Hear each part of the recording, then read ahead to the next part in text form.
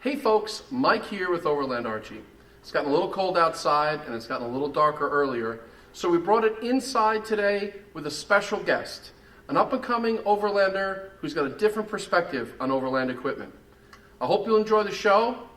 Let's get started.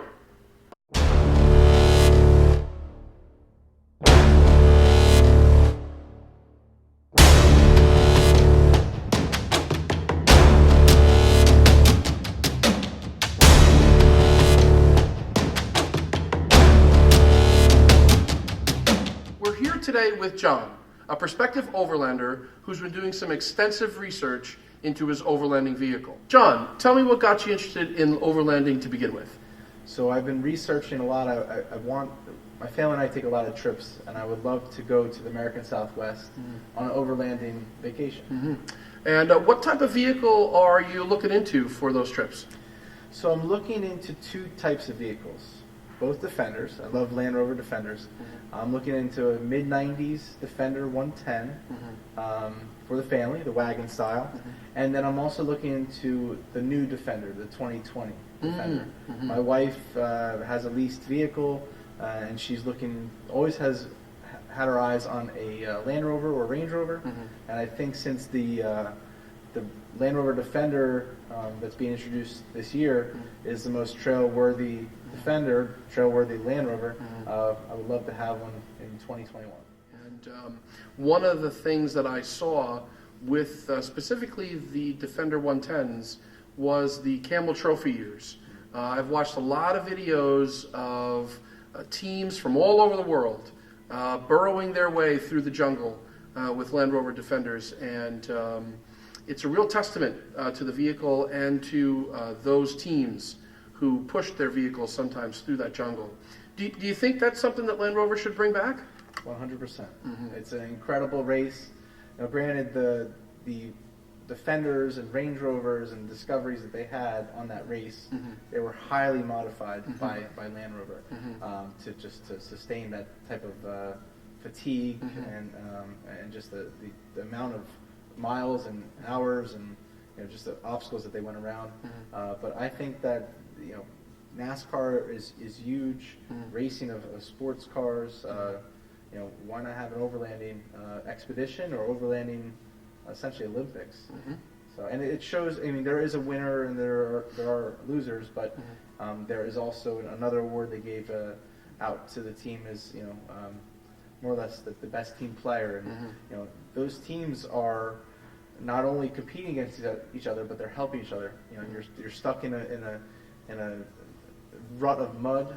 You're going to be winching each other out. You're going to be calling in tractors to pull you out. So there's a lot of camaraderie with the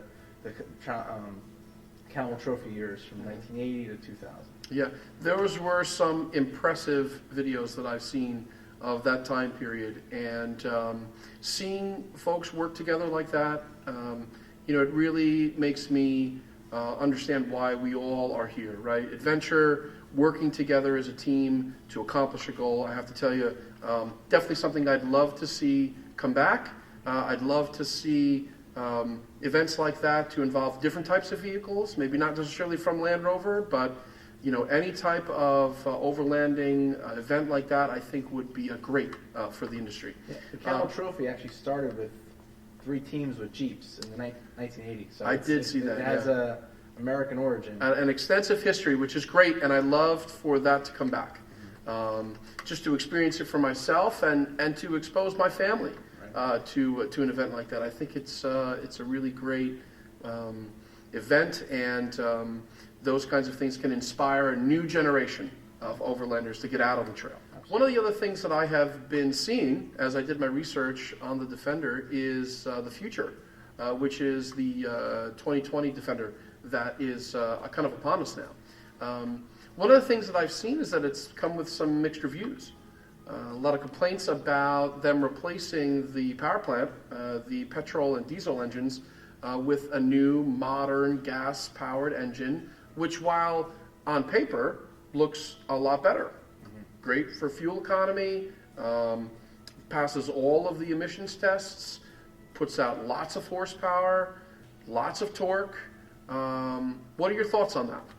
So I think they had to meet the market demands, which is higher horsepower, more roadworthy, but also focusing on trailworthiness, right? They have over 100 accessories for the new Defender, and you can outfit it starting at 50,000, or you can outfit it at over 100,000. So it gives the buyer and the Overlander a lot of options when it comes to how they want their Defender to look. The design, I think, keeps, it definitely keeps true to the Defender design. Granted, it's not as boxy as I would like it, but it's, it comes with the steel wheels that everybody has seen from the earlier Defenders from the 1980s.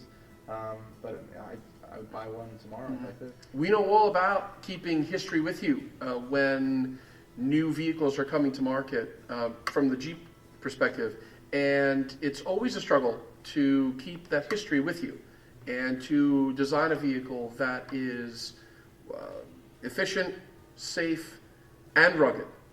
The new Defender looks great. I think it brings a modern twist to an older design. I'll say that a new buyer who is setting foot into a new 2020 Defender is going to have a very different experience than a buyer who bought one in 2015 when they were last produced. Absolutely. And it's yet to be seen whether or not that vehicle is going to live up to the standards. The ruggedness of the Defender was never sacrificed. It's always been a very rugged vehicle. However, they've elevated the tech within the vehicle. The digital displays are something that the Defenders throughout the years never even thought about. It was simple, analog gauges and things like that.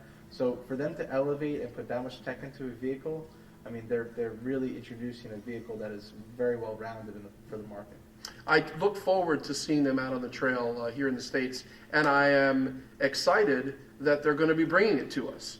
One of the things that is a point of frustration is that while the Defender 90s and 110s are plentifully available in the UK, it's difficult to find one here in the US. Absolutely.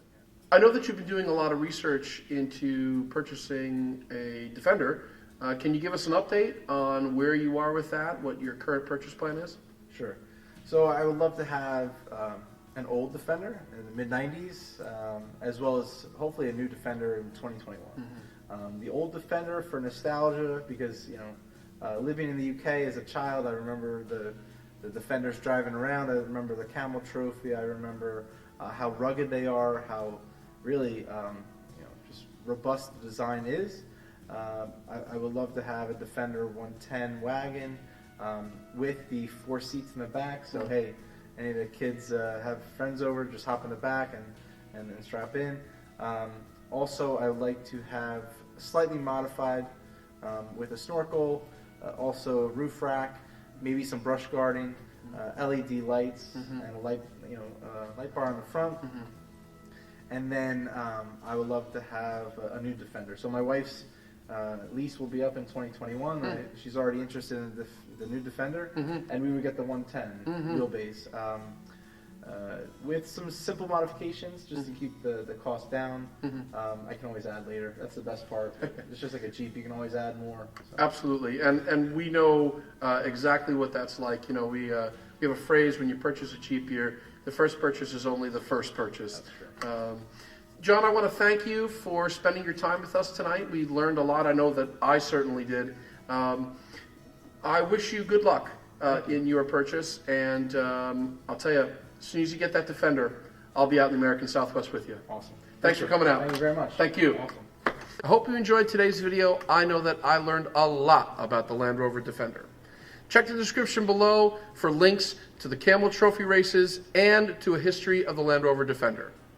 As well, you'll find a link to Overland Archie merch from teespring.com. We're giving away free stickers and free magnets. Subscribe to our YouTube channel, follow us on Instagram, and send us a message. We'll make sure to get these to you right away. Remember, one life, live it, and make sure your rig is trail rated and always ready.